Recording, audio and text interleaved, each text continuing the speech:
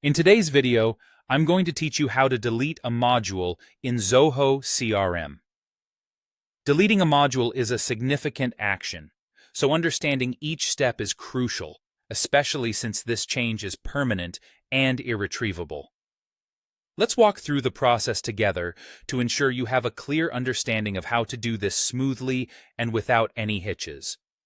First, we're going to start by navigating to the Setup section within Zoho CRM.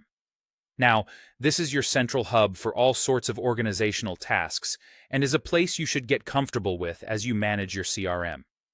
Once you're in the Setup area, look for a section titled Customization. This is where you have the freedom and flexibility to tailor your CRM to meet your specific business needs. Within Customization, you'll find an option labeled Modules and Fields. Click on that. After clicking, you'll be greeted by the modules list. This is essentially an overview of all the modules that you currently have within your Zoho CRM. You want to locate the specific custom module that you intend to delete. These modules can range from sales data to custom fields you've created for your business processes, so make sure you have the right one in your sites. Next, come close to the module you want to delete. As you hover over it, you'll notice a set of options appear.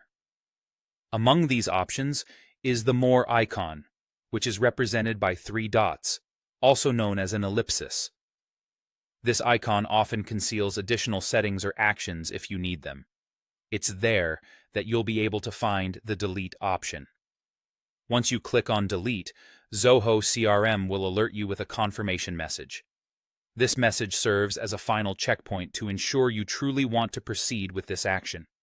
It's crucial to understand that once a module is deleted, both the module and all of its data will be lost permanently.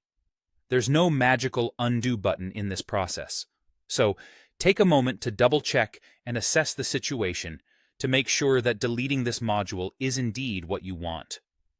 Consider checking for any crucial data that needs to be backed up or reviewed before proceeding.